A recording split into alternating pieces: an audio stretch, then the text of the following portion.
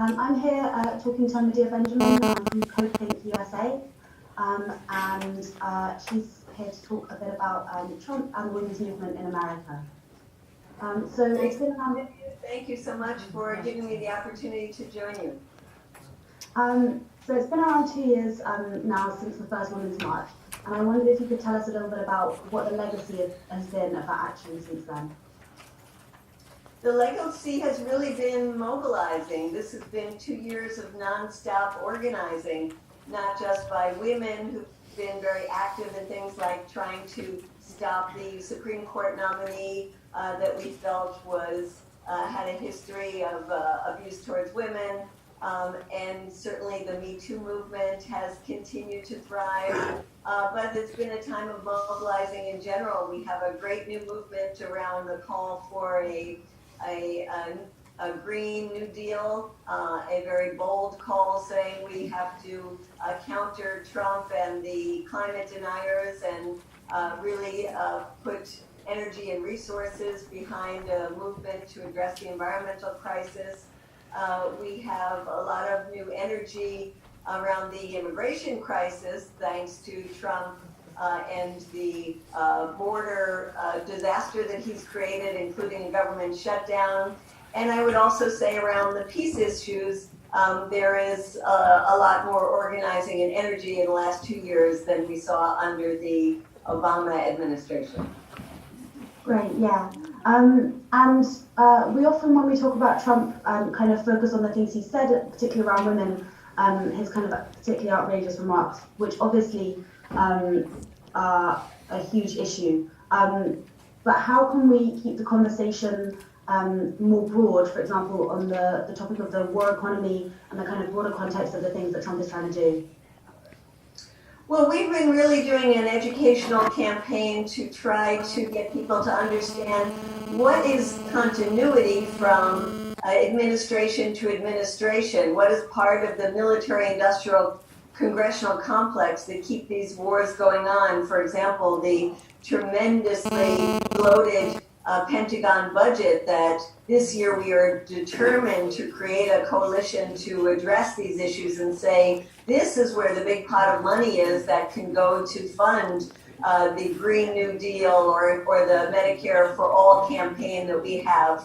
And we also are part of an educational campaign to explain that while there are some things that Trump has done that are worse than under the previous administration, like getting even closer to the Netanyahu government, moving the U.S. Embassy to Jerusalem, getting out of the Iran nuclear deal, which we find very, very upsetting.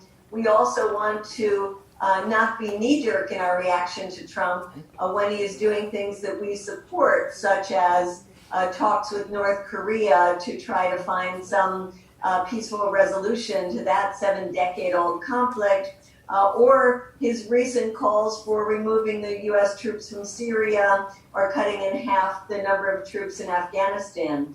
So it is an important time for us to be calling for a new peace deal where people can have a vision of what is it that we want in the peace movement, not always just being against what our government is doing. That's really interesting. And speaking of kind of the peace movement and the way that we take these issues forward, here in the UK, we've seen the rise of this new organisation or a sort of reforming of an organisation called Extinction Rebellion, who are kind of moving away from sort of traditional marches and rallies as a way of demanding change, and we're seeing a rise in direct action. And I wondered what your thoughts are on kind of traditional means of lobbying, new methods, and the kind of things that CodePink do to try and raise awareness and force change. We think it's important to use all the tools in the toolkit that we have.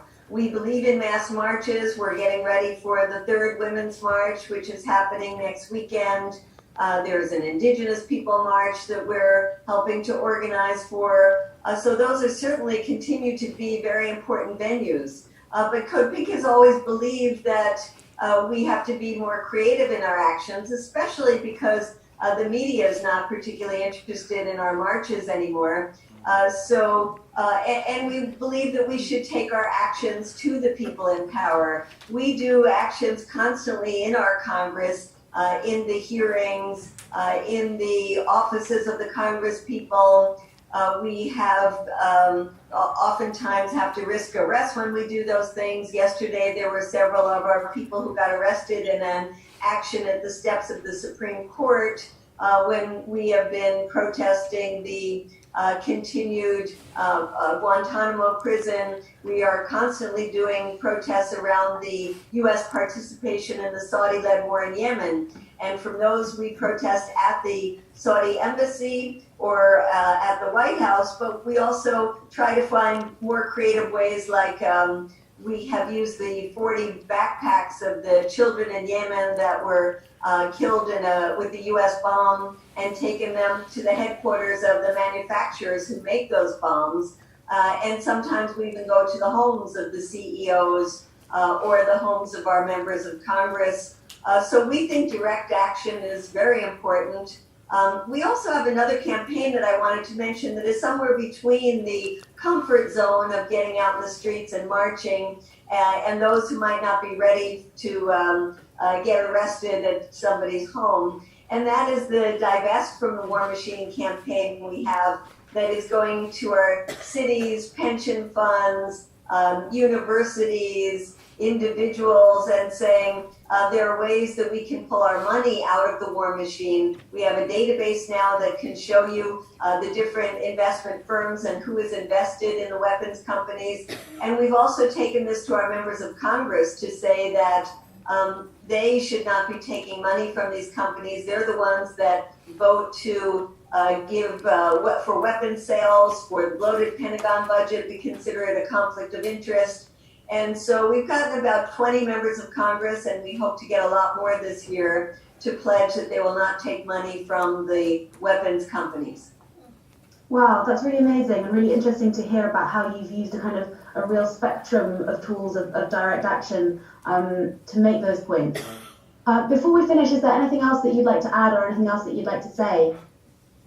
We do feel that we need more organizing together with our brothers and sisters across the Atlantic, and we would love to think of ways to work together. For example, with Trump unilaterally pulling out of the Iran nuclear deal and more aggression towards Iran happening now, we are very concerned about that and feel like working with our European partners could help to put the pressure on the U.S. administration.